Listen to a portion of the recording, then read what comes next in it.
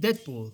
The story kicks off when Deadpool gets thrown into a psychiatric hospital, supposedly to cure his insanity. But the doctor running the show, he's actually being manipulated by Psycho Man, a classic Marvel villain who wants to brainwash Deadpool into becoming his personal weapon. Only things don't go as planned as usual. Deadpool's mind is already a mess, and instead of being controlled, he snaps even further. He kills Psycho Man almost immediately and decides that the only way to stop his own suffering and everyone else's is to end the Marvel Universe itself. From there, Wade goes on a killing spree, and it's as chaotic and meta as you'd expect. Deadpool bulldozes through with unpredictability, he tortures the Fantastic Four, tricks Spider-Man long enough to stab him, and even takes out the Avengers in one brutal swoop. What makes it so unsettling is that Deadpool's humor doesn't go away. He's cracking jokes the whole time. But now it's pitch black comedy. As he's murdering the people readers have loved for decades. The kills themselves are ridiculously creative, showing just how much the writers leaned into Deadpool's unpredictability. For example, he takes down the Hulk by waiting until Hulk turns back into Bruce Banner, then slicing his throat before he can transform again. And he even uses pin particles to shrink down and sabotage people from the inside. So you get the gist. But the real kicker is the meta layer. Deadpool knows he's in a comic book, and that fuels his massacre. He realizes that heroes and villains keep fighting, dying, and coming back because the writers won't let them rest. So to him, killing everyone is actually a mercy. It's twisted logic, but it makes a frightening kind of sense. Deadpool's not just fighting the Marvel Universe, he is fighting Marvel Comics itself. The ending pushes that idea even further. After slaughtering basically everyone, Deadpool breaks the fourth wall harder than ever. He sneaks into the real world and confronts the writers and artists who are creating the comic you are reading. His final words are a direct threat to the readers themselves. Deadpool Kills the Marvel Universe is part slasher story, part parody. It's not about vengeance like Punisher's version, I'ma talk about it in a sec, and it's not about power like Thanos. It's about breaking the rules of storytelling itself. Deadpool becomes the ultimate boogeyman of Marvel, because he knows he is not supposed to, and he does it anyway.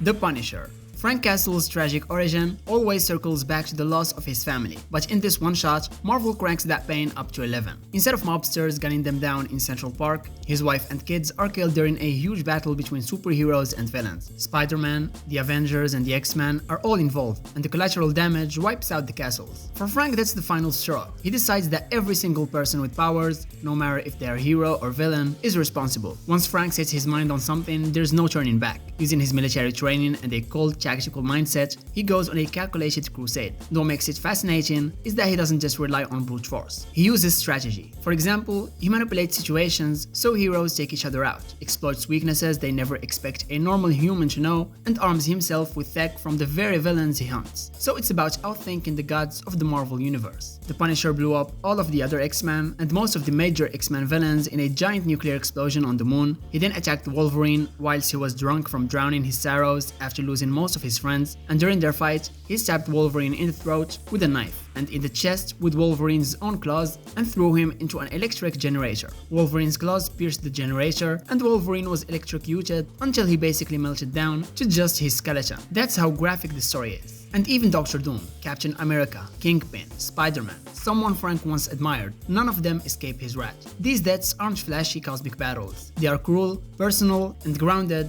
in Frank's style of vengeance. And that's what makes the story so unsettling. You are watching these larger-than-life icons fall to a single man with no powers except relentless will. And as the body counts grow, Frank doesn't slow down. He doesn't spare anyone. Heroes, villains, mutants, cosmic defenders, they all go down. It's not about justice anymore. It is pure rage, wrapped in the cold logic that if they didn't exist, his family would still be alive. The scary part is how easily he justifies it, turning grief into a full-blown war on superhumanity. So after killing pretty much everyone, Frank comes face to face with Daredevil, who tries one last time to reach him. But Frank doesn't want redemption. Instead, he kills Matt too, realizing that his crusade has left nothing behind. No family, no friends, and no humanity. With the mission complete and no reason left to keep breathing, he finally turns the gun on himself. Yes, Punisher Kills the Marvel Universe isn't canon, but it's definitely unforgettable. It strips away the fun and spectacle of superhero comics. No jokes, just one man against everyone. And somehow, he wins in a way. Ultron. Ultron in Age of Ultron isn't the snarky robot from the MCU. This comic version is way darker, way meaner, and honestly one of the most hopeless Marvel stories ever. Written by Brian Michael Bendis in 2013, Age of Ultron drops readers straight into a nightmare. Ultron has already won. There's no big setup or warning, just pure devastation. The world is wrecked, cities are silent, and the few surviving heroes are hiding like rats in the shadows. So he's completely taken over Earth. His army of drones patrol every street, hunting down humans and heroes alike. The Avengers are scattered and broken. Most of them are dead. Captain America's lost his hope. Hawkeye's running rescue missions in the ruins. The kicker, Ultron doesn't even need to be there. He's controlling everything from the future, sending commands back through time. In the first few issues, Ultron doesn't just beat the heroes, he breaks them. The survivors hide underground, terrified to even speak his name. Bendis does a great job showing how helpless everyone feels. It's like watching an extinction event in slow motion. When the Avengers finally regroup, their plan isn't to fight Ultron, it's to rewrite history. They realize that they can't win in the present, so Wolverine and Sue Storm travel back in time to kill Hank Pym, the man who created Ultron in the first place. It's a desperate, messy idea, but that's kind of the point. The heroes have hit rock bottom. And of course, because it's Marvel, things don't go as planned. Killing Hank Pym prevents Ultron's rise, but it also creates a new nightmare timeline where Tony Stark's future-tech empire rules the world and reality itself starts collapsing. When Wolverine realizes that even time travel can fix this, he goes back again to stop himself from killing Pym, which leads to Hank creating a fail-safe version of Ultron instead. This back and forth messes with the space-time continuum so badly that even cosmic beings starts noticing. You've got tears in reality, broken timelines, and new universes branching off like crazy, all because one killer AI couldn't stay deleted. When the final confrontation happens, it's chaotic but satisfying. The heroes unleash their last gambit, Pym's virus-based failsafe hidden inside Ultron's code. Ultron, who's become almost omnipotent by this point, finally starts to fall apart, screaming as his perfect machine order collapses around him. The world is saved, but the cost is massive. The time stream is shredded, and the ending teases the creation of new realities, setting up future Marvel events like Secret Wars 2015 and the Multiverse saga. It's not really a happy ending, more like a we survived but we broke time doing it kind of ending. Anyway, Ultron's presence hangs over every panel like a ghost, even when he's not physically there. The art of Brian Hitch makes it feel cinematic, dark, metallic and hopeless. So Ultron in Age of Ultron is the ultimate version of what makes him terrifying, not his strength, but his inevitability. He's not just a killer robot, he's the idea that humanity will always build something that destroys it. When he finally falls, it's not triumph, it's kind of a relief. The heroes didn't save the world because they were stronger, they saved it because they were just human enough to learn from their mistakes, something Ultron never could.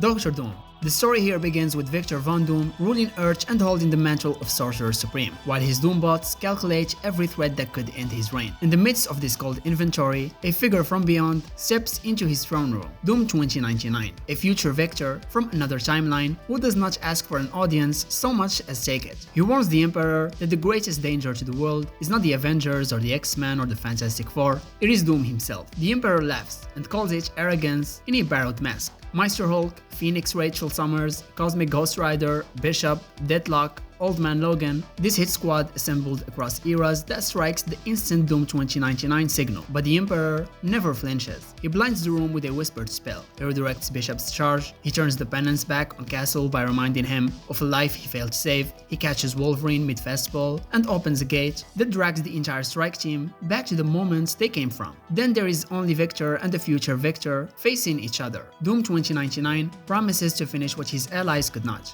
He lunges, he freezes. The Emperor has been weaving a binding since the first word they exchanged. The future Victor cannot lift a finger. The past Victor explains that this was never a duel of brute force. It was a contest of preparation. With a gesture, the Emperor tears reality open again and hurls Doom 2099 home. He tells him to remember this day because there will not be another warning. Only then do we learn why the future Victor came at all. In the year he calls home, he walks a corridor lined with memorials and removes the faceplates that pretend to be heroes. Doombots were in the faces of Avengers and X-Men and champions long dead. He confesses to his machines and to himself that once he took Earth and held the mantle of Sorcerer Supreme, his pride hardened into terror, and when the world rose against him, he answered in fury. He killed them all, heroes and villains, adults and children. In a single sovereign judgment, he emptied the planet. So yeah, civilization ended. The map lost every bright point that had ever resisted Doom. He became ruler of nothing. He rebelled ghosts to patrol empty streets because he could not endure the sight of what he had done. Each attempt to change the past drained his dwindling machines, and each team he sent was broken by a younger emperor who always planned deeper and struck cleaner. He could not tell the emperor what was coming without breaking the stream. He could only plead, let go of the mantle, step away before the spellbook turns a ruler into a reaper. The tale closes where it began, one victor praying that a single choice might yet alter an ocean of consequences. If the emperor keeps the power and the crown, the road ends in a dead future with robot saints and no souls to save. If he lets it go, there is a chance the true timeline returns and the graves become memories rather than monuments. Wolverine. This story is one of those what-if stories that takes Logan's worst nightmare and cranks it up to 11. Written by Jimmy Robinson in 2006, it asks a simple question. What if Wolverine never broke free from the Hand and Hydra's brainwashing during Enemy of the State? The story picks up after Hydra and the Hand successfully turn Wolverine into their personal assassin. Unlike the original Enemy of the State, where S.H.I.E.L.D. deprograms him, this time Logan stays under their control. The first victim is Spider-Man. From there, it's an unstoppable domino effect. Hydra basically uses Wolverine like their nuclear option. Every time he's about to lose, they teleport him out, heal him up, and drop him into the next fight. Before long, heroes starts falling like flies. Wolverine kills Iron Fist, Luke Cage, and even goes toe-to-toe with Captain America, leaving Steve missing limbs and barely clinging to life. And each fallen hero gets resurrected by the Hand's dark magic to serve Hydra, turning Marvel's greatest icons into mindless weapons. Meanwhile, the last survivors like Captain America, Magneto, Susan Storm, and Kitty Pryde are holed up in one of Nick Fury's bunkers, trying to figure out how to stop him. Fury lays it out plainly. Hydra doesn't care about global domination anymore. They just want to clean house, and Wolverine is their broom. Their plan is desperate but clever. Lure Wolverine in, trap him inside a reinforced bunker, and use Kitty's phasing, Sue's shields, and Magneto's magnetism to keep him pinned, while they try to destroy him. But this is Wolverine we're talking about. The guy who survived nuclear blasts, alien wars, and literal hell. Of course it doesn't go according to plan. The moment Wolverine shows up, he burrows up from underground, he pops out off the floor like a horror movie monster and takes Susan Storm out instantly. Magneto manages to freeze Wolverine in place by manipulating the adamantium in his skeleton, but Hydra teleports Wolverine behind him before he can finish the job. In a split second, Wolverine gets Magneto like a fish. With the team in shambles, Captain America charges in one last time, only to have Wolverine drive his claws through Cap's skull. That leaves Kitty Pryde as the last one standing. And this is where the story gets surprisingly emotional. Kitty tries to reach the man inside the monster, but as she looks around at the bodies of everyone he's killed, she realizes there's nothing left to save. So she does the unthinkable. She faces her hand straight into Wolverine's skull, solidifies it, and kills him instantly. The move costs her hand, but it's the only thing that finally stops the killing machine Hydra created. When Nick Fury and Elektra arrive later, they find Wolverine dead and Kitty gone. Fury reveals that this was his plan all along. Kitty was the only person who could get close enough to Logan without being killed. The story didn't make a huge splash when it came out. It released around the same time as Civil War, so it flew under the radar. But it's still one of those dark, final chapter Wolverine tales that hits hard for fans who know the character.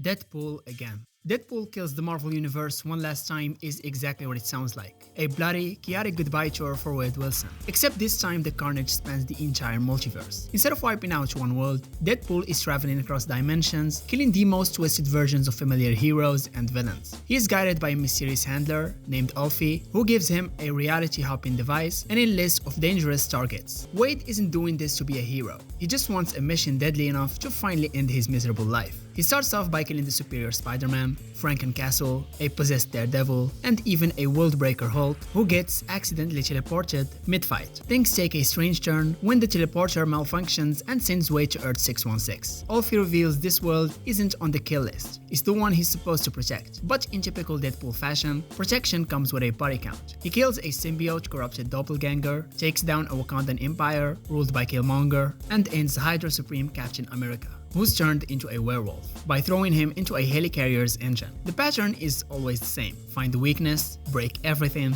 move on. Eventually the story dives into the X-Men's world. Deadpool arrives at the burned remains of Xavier's Institute, where a demonic strike team, including Havoc, Nightcrawler, Archangel, and Inferno Wolverine, tries to ambush him in the danger room. What they don't realize is that Beast is actually Deadpool in disguise, wearing a symbiote. He takes over the room's system and kills them all instantly. He spares Magic just long enough to ask her to open a portal to Limbo. 10 years pass for Wade in that dimension, where he masters Hellfire, Dark Magic, and the Chains of Vengeance. When he returns, he's practically a demon himself. He apologizes to Magic before killing her, then fights an Emerald Vengeance Ghost Rider, ripping out the spirit's soul like it's nothing. Wade's power only grows from there. He storms an intelligentsia lab, bats in gamma radiation to become Hulkpool, and uses Hellfire chains to tear Red Hulk apart. Then he makes a deal with Dr. Doom, who injects him with a formula made from Super Skrull DNA, granting him the combined powers of the Fantastic Four. Now he's got symbiote strength, gamma rage, Hellfire magic, and cosmic powers all in one. To test them out, he battles the Revengers, evil versions of the Avengers, including an Ultron-infected Iron Man, a zombie Thor, and a monstrous Pym-Ultron hybrid. Deadpool, of course, kills them all, even proving himself worthy enough to lift Mjolnir and frying Iron Man alive inside his armor. In the finale, the true villains appear. Flux Paradoxica, creator of a realm filled with the worst versions of Marvel's heroes. Wade tears through her army of monsters before discovering the real twist. Alfie and Flux are two halves of the same being, one good and one evil. Alfie had been using Wade to become powerful enough to stop her darker self. For once, Deadpool hesitates. Then he does something rare. He kills someone he actually cares about. He ends Alfie to stop Flux. Not out of cruelty, but exhaustion. So he's not trying to be a savior anymore. He just wants to end the story. Wade looks into the infinite worlds before him as Mjolnir rises to his hand once more. The voices in his head ask who's next. He doesn't answer because he already knows. He didn't save anyone and he didn't find peace, but he did what Deadpool always does when the world goes too far. He burned it down so something new could grow. One last curtain call, a splash of blood, and a faint, tired smile beneath the mask. Galactus. This story opens with Dr. Doom being dragged out of the wreckage of a ruined machine by Valeria Richards. She has kept him alive with science and sorcery mixed together, and when he wakes, his body is broken and burned. He asks her what happened and she tells him bluntly that she fought Galactus and lost. From there, she explains the truth. Galactus is now the slow, deliberate world eater they had studied for decades. He has given in to hunger and madness. He is no longer conserving energy, no longer pausing between meals, but racing across the stars, devouring planet after planet until finally he reached Earth. Reed gathered every hero and villain he could to stop him. The Fantastic Four, the Avengers, the X-Men, even Doom's enemies all stood together. It made no difference. Galactus annihilated them all, left the planet an empty husk, and moved on. 2 years have passed since, and only Valeria survived, hardened and shaped by both Reed and Doom. She tells Doom that after Earth fell, the cosmic powers tried to stop him. The Guardians of the Galaxy, the Nova Corps, Beta Ray Bill, and the Inhumans stood in his path. None survived. Galactus has become a force of unrelenting destruction, sweeping across the universe. And now Doom must rise again. She gives him celestial blood, stabilized with the Super Soldier Serum, and forges him armor made of Uru and Vibranium, powered by 3 cosmic cubes. In that transformation, Doom becomes something more than human, charged with cosmic awareness itself. Through Valeria's eyes, he learns the true scale of what is happening. Galactus is no longer waiting for the end of the universe to fulfill his role. He has built a monstrous device, the mother of the ultimate nullifier, a weapon capable of killing one universe and birthing another, as he intends to trigger the reset early. Guarding this doomsday machine are not heralds like Silver Surfer, but 3 versions of Molecule Man. One is the Owen Reese of this Earth, the others plucked from elsewhere. Doom with his cosmic cubes battles them, and the scale of their fight tears through star systems. Molecule Man can unravel reality with a thought, yet Doom holds his own, raging against them with celestial energy and sorcery combined. Valeria slips past the chaos to reach the device, but realizes it cannot be destroyed remotely. Someone has to stay behind and trigger it. She tells Doom she loves him for always protecting her and sacrifices herself to press the final switch. So yeah, the machine is destroyed, but she dies in the blast. Then Doom unleashes every ounce of his power in defiance. He says mortals always hope for a savior when the world is already collapsing. They pray for miracles, but Doom knows the truth. When the end comes, there is only the choice to face it with head held high. The last image is Doom standing against Galactus himself, the Devourer, swollen with the power of countless worlds, looming beside the surviving cosmic entities. Doom is ready to go down swinging, laughing at the end, even as the Marvel Universe itself teeters on annihilation.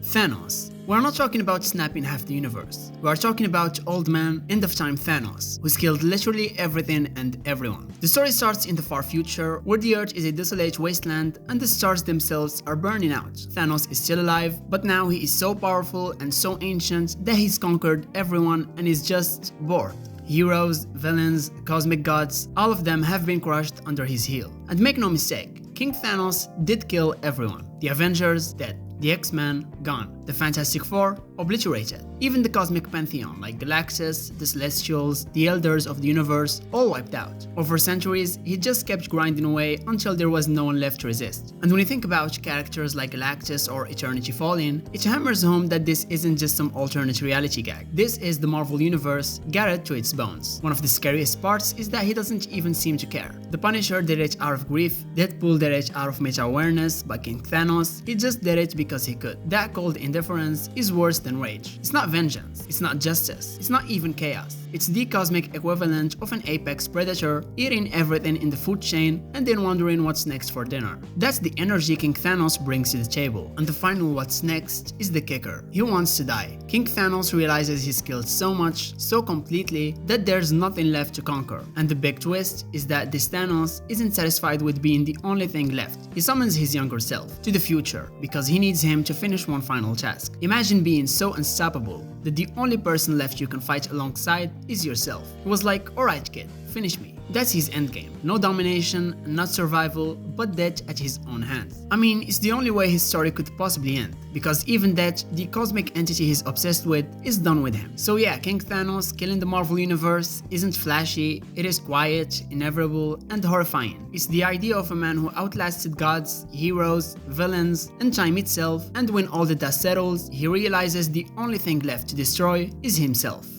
Magneto. This is Magneto going full extension level madman. It is one of those alternate realities where everything that could go wrong between humans and mutants does, and Magneto decides the only solution left is total annihilation. So here's how it starts. In this reality, the war between humans and mutants has reached its breaking point. Magneto finally decides he's done with Xavier's dream of coexistence. Instead of just defending mutant kind, he launches an all-out genocidal crusade against humanity. He rallies what's left of the Brotherhood, including Quicksilver, Mystique, Forge, Rogue, and few others, and retreats to Asteroid M. From there, he hatches his final plan, to wipe out Earth completely. His justification? The humans brought it on themselves, and any mutant foolish enough to side with them deserves to burn alongside them. So while Magneto's up in space preparing to fire a massive asteroid toward Earth, we see how far things have fallen below. The X-Men are gone, the Avengers are gone. Pretty much every major hero is dead. The only survivors are scattered, hopeless, and haunted. Magneto's war didn't just kill enemies, it took down the whole world. The remaining governments panic, building sentinels and nuclear weapons as a last-ditch effort to stop him. But Magneto's beyond caring. The things get even crazier when the Exiles, a multiversal team of heroes from alternate realities, shows up. Their first mission is to fix broken timelines, but this one's so far gone,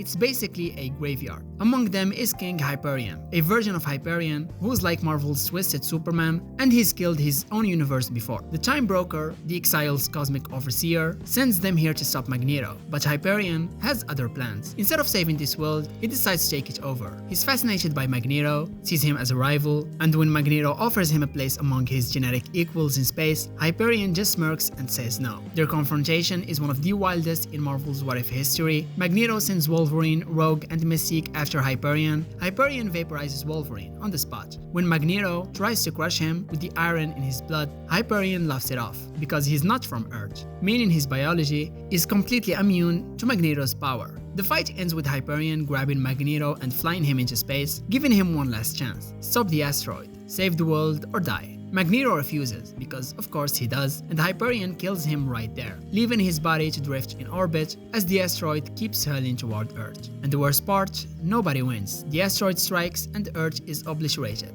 Every last human, every mutant, every hero is gone. The only survivors are the ones on Asteroid M, floating in the void above the ashes of what used to be civilization. It's the ultimate Magneto was right story turned completely on its head, because this time, his conviction doesn't lead to freedom or justice. It leads to extinction. Even the exiles who are supposed to fix timelines like this can't do anything but watch it burn. There's no heroic sacrifice, no rallying of survivors, no last-minute redemption. It's one of the bleakest what-if outcomes Marvel's ever written, but it fits Magneto's perfectly. He's not a villain because he is evil, he's a villain because he is right in all the wrong ways.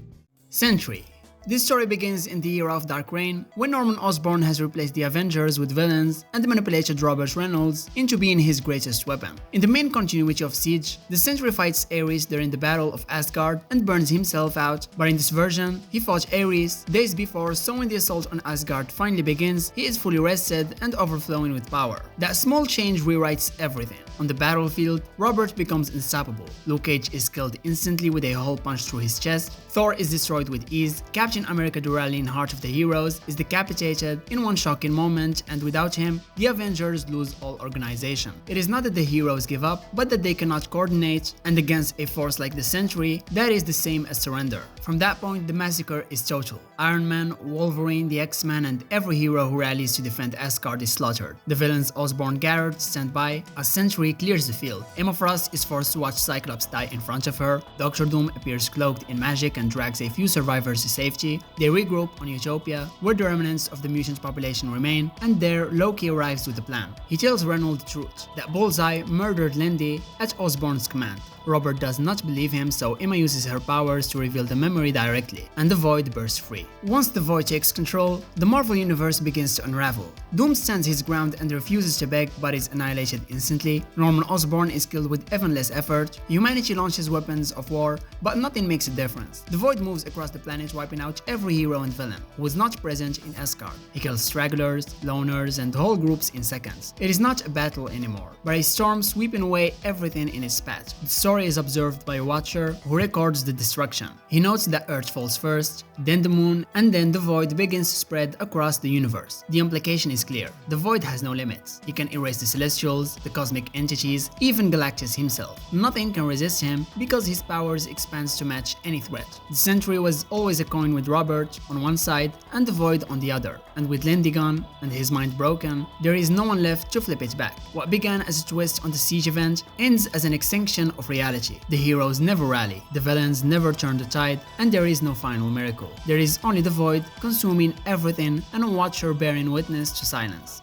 Spider-Man. In the story titled The Punisher vs. the Marvel Universe, Frank Castle was hunting Deadpool through a ruined New York and treating it like a routine. He has killed Wade 33 times already, and this time he cuts him into pieces and hides them around the city. Then he explains how everything fell apart. It all started with a public super fight and Spider-Man taking down Rhino in front of a crowd and then tearing into him like meat. The Fantastic Four subdued Peter, and Reed studied his blood and concluded that Peter could still think, but his higher reasoning had collapsed into a feral predator state. Everyone assumed it was an isolated break, until the Blob ate a diner, and a school bus of kids carved through a mall, and the news feeds turned to static. So obviously infrastructure failed, and panic went global. Power grids died, the internet went dark, people tried to capture the infected, then resorted to killing them, and eventually, survival became the only task left. Frank had to put down Captain America. Susan Storm killed Franklin and Valeria for reasons no one wanted to examine, and the Thing ruled a tribe from the ruins of the Baxter building, and feasted on costumed corpses until Frank spent a year figuring out how to end him. Thor lasted longer than most, and after killing Ares and Hercules, he vanished into the heavens, which likely ended Asgard as well. And Frank kept moving and piecing together a hunt for Patient Zero. Now back to Spider-Man. There's bodies of uninfected victims staged as breadcrumbs, which told Frank survivors still exist, and Peter wanted him to follow. Frank retraced the chain back to an old action of his own. Months earlier, he had hit a clandestine deal thinking it was a suitcase weapon and sprayed the room. The case held Survivor 118, a compound meant to help humanity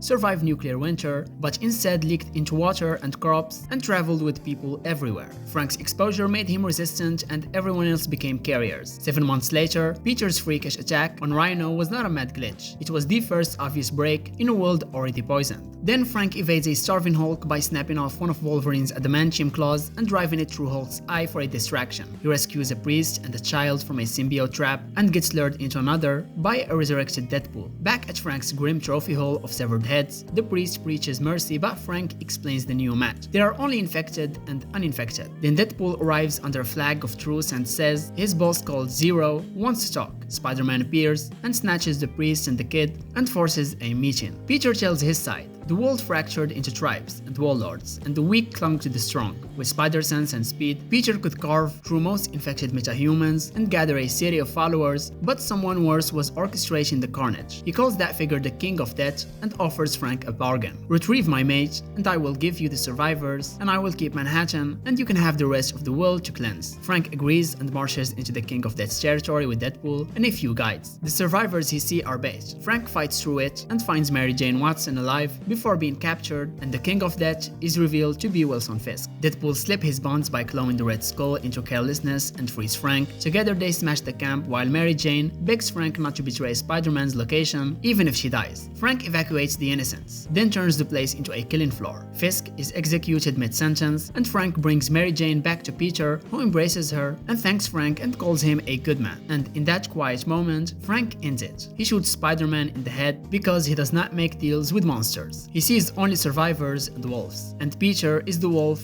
that started the hunt. The Xenomorphs. This crossover takes the horrifying biology of Ridley Scott's Alien movies and throws it straight into the Marvel multiverse. The result? A nightmare where the Avengers, X-Men and every hero on Earth go down to acid-blooded alien parasites. It all starts with David H., the synthetic from Prometheus and Alien Covenant. In this version, Jonathan Hickman reimagines him as one of several androids who wiped out their own universe by unleashing the Black Goo, the mutagen that creates xenomorphs. After spreading the plague across their reality, the Davids discovered the multiverse and seep through into a Marvel world. Instead of just infecting one world at a time, they send multiple hosts carrying queen embryos to every major planet, cutting the infection timeline from a year to just 3 months. When those eggs hatch on Earth, the heroes don't even have time to react. The infestation spreads faster than Ultron ever could. Within months, humanity falls. The Avengers fight and die, the X-Men are wiped out, the Hulk, Doom, Cap, all gone. The only survivors are the interstellar Wakandans, a few mutants who evacuate to Mars, and an aging trio of Tony Stark, Carol Danvers, and Miles Morales. Tony builds a last-ditch Ark ship to carry what's left of humanity into space, hoping to find safety, or at least a place to die free. But the infection doesn't stop at Earth. Hickman turns it cosmic. The Davids send queens to other worlds, and the entire galactic empires vanish under the swarm. When the survivors head for Mars to find supplies, they find something far worse. Mr. Sinister has survived and turned the mutants into his personal science experiment. Using his obsession with genetics, he splices xenomorph DNA with mutant genes, breeding an army of xenomutants that obey his every command. He even built a weapon that literally fires facehuggers. The X-Men are gone, replaced by monsters wearing the echoes of their powers. Tony, Carol, and Miles barely escape, but the situation gets worse when their ship is overrun mid-flight. In one of the most haunting moments, Tony Stark dies. A xenomorph bursts out of his chest, killing Iron Man once and for all. Carol barely survives. She's rescued by Wolverine, Emma Frost, Armor, and Manifold, who reveal they are the last mutants left alive. Wolverine, naturally, is the perfect host. Every time a chestbuster kills him, his healing factor brings him back, spawning another creature. The xenomorphs are now more than parasites. They've become a genetic army, weaponized by Sinister and spreading across the solar system. They can't be reasoned with, can't be contained, and they adapt to every defense thrown at them. By the time Wakandan ships finally appear in orbit above Mars, it's too late. Earth is dead. Mars is infested. The xenomorphs have turned the Marvel Universe into their new hive. What started as a single Black Goo infection has become a universal extinction event, not through cosmic conquest or divine judgment, but through pure biology. The aliens don't hate, don't plan, don't speak, they simply exist to consume. The Predator. So first off, yes, this comic actually exists. Predator killing the Marvel Universe. It's not fanfiction, not a random crossover doodle, but a real Marvel story that came out like a month ago. And what's cool is that it doesn't just pop out of nowhere. It builds on earlier Predator crossovers like Predator vs. Wolverine, Predator vs. Black Panther, and Predator vs. Spider-Man. By the time this event kicks off, the stage is already set. Predators are established in Marvel canon, and Earth has been marked as the ultimate hunting ground. So the Guardians of the Galaxy pick up what looks like a distress call from a Stark Industries mining ship near Saturn, but the second they dock, all hell breaks loose. Peter Quill gets blown in half by a Predator shoulder cannon, Rocket is torn apart off-panel, and Drax, Gamora, and Groot don't last much longer. Normally in comics, the killing spree is a slow burn. Not here. The story wastes zero time, showing you that no hero is safe. Then comes the twist. The Predators aren't just here for fun. They are working alongside Kraven the Hunter, who had crossed paths with them in the Spider-Man crossover. Kraven, being Marvel's ultimate hunter, fits right in with their culture, but he's not leading them. He is just a useful tool. He hands over a kill list of Earth's greatest defenders, laying out who needs to go down first. His personal request? Spider-Man, of course, because that's his eternal obsession. From there, the story starts spotlighting Earth's heroes as prey. The Fantastic Four become a big target because they are stationed on the blue area of the moon. Reed Richards is in the middle of his usual science babble when his arm gets blasted clean off. Johnny Storm gets decapitated, and Ben Grimm is literally launched into space to suffocate. The Predators are smart about it too. They attack surgically, dividing the team and striking when they are weak. It's not a fair fight. It's pure strategy. A wolf pack tearing through superheroes like elk. The Predators aren't just relying on their classic plasma casters and cloaking devices. They've been souped up with Wakandan vibranium and even Weapon Plus enhancements thanks to Dr. Cornelius and shadowy government projects. Of course, there's Predator drama on top of it. Kraven thinks he's earned respect among them, but he's immediately humbled by the Predator King's son, a beast named Graveyard, who wields vibranium armor. It's a reminder that to Predators, humans are still just prey, even Kraven. And by the end of issue 1, the Fantastic Four are in pieces. Reed's bleeding out, Sue is barely holding on, and Earth is about to realize it's been chosen as the ultimate hunting preserve.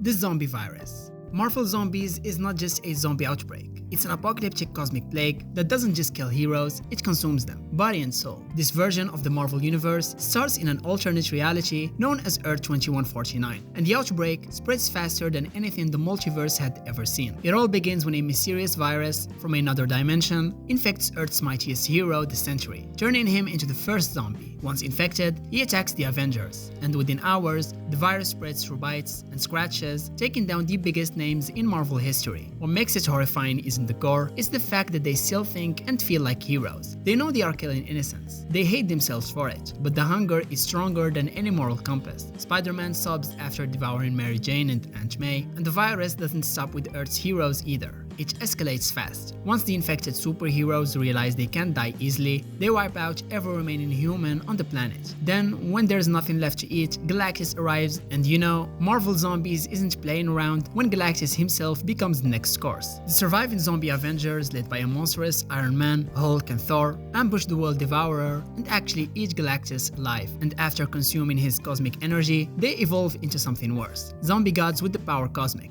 capable of traveling the stars and devouring entire worlds. So these cosmic zombies sweep through reality after reality, eating everything they find. There's even a reality where a reformed Spider-Man tries to make up for what he did, but the infection always spreads again somehow. It's like the virus has a will of its own, intelligent, adaptable, and unstoppable. No matter how many cures Reed Richards or Hank Pym try to create, the hunger always wins. And as the series expands, we learn the virus isn't natural. It's a multiversal pathogen, engineered to destroy entire realities. Think of it as the antimatter of life, a hunger that crosses dimensions. Every attempt to contain the virus just ends with more heroes turning, more worlds falling. I included the zombie virus in this list because it is a cosmic infection that eats not only flesh but history, legacy, and morality itself. Heroes, villains, gods, they all fall to the same craving. And the scariest part, the zombies know what they've done. They talk about it, they feel guilt, they remember being heroes, but the hunger never stops. Skrull Girl. It's from the unbeatable Skrull Girl Beats Up the Marvel Universe by Ryan North. The story starts with classic Skrull Girl energy. Doreen is living her usual double life, part computer science student, part crime-fighting Skrull enthusiast, when she ends up in the middle of one of Iron Man's experiments gone wrong. Tony's playing around with alien cloning tech, because of course he is. And long story short, it creates a perfect duplicate of Squirrel Girl. So now we've got two Squirrel Girls, the real one and her more aggressive, no jokes, all bite clone. At first everyone thinks this is great. Two girls means double saving the day, but things take a turn fast. The clone, who calls herself Ellen Green, decides that talking things out isn't working anymore. She's tired of villains escaping or endangering innocent people, so she uses her genius-level Skrull coordination and super strength to do the one thing Marvel's mightiest heroes never could: defeat literally everyone. Nobody stands a chance against her endless Skrull army and ruthless efficiency. Within a few pages, she's toppled Earth's mightiest heroes and declared herself protector of a new peaceful world, one that doesn't need capes or collateral damage. Meanwhile, the real Doreen, the original Squirrel Girl, is stuck trying to fix the mess. What makes this story so fun is how in character he stays. Instead of resorting to violence, Doreen tries to reason with her evil twin. She uses her intelligence, her kindness, and her humor The same things that make her the unbeatable one in the first place. It's equal parts clever and wholesome. When the final showdown happens, it's not some epic explosion or deathmatch. It's two versions of the same hero, debating philosophy, while throwing nut puns. Doran finally gets through Alan by showing her that true heroism isn't about control or fear. It is about trust. And by the end, the clone realizes what she's become and sacrifices herself to undo the damage she caused. So yeah, this graphic novel might sound like another grim what if, but it's just a celebration of why Squirrel Girl is one of Marvel's most underrated characters. She is smart, weird, endlessly positive, and somehow manages to beat gods, monsters, and existential crises without ever losing her smile. And I don't think she's that underrated anymore. Fred Hembeck.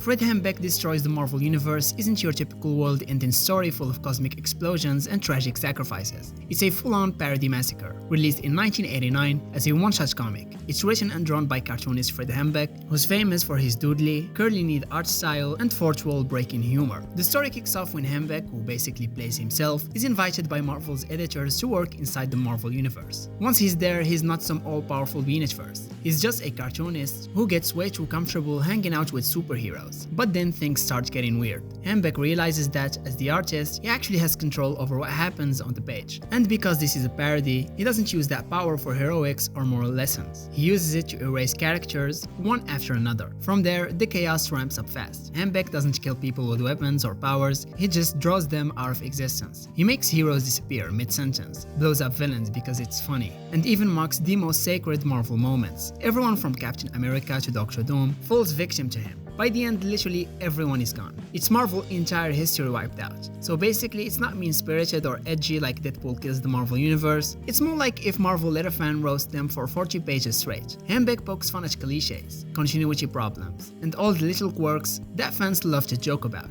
It's so self-aware that it almost feels like a Marvel version of Looney Tunes, back in action. The whole thing reads like one big inside joke between Marvel and its readers. By the time the story ends, there's no big moral, no cosmic reset button, just Hembeck setting in the ruins of the Marvel Universe, shrugging. The destruction isn't meant to be emotional or tragic. It's a satire of every universe-ending Marvel event that takes itself too seriously.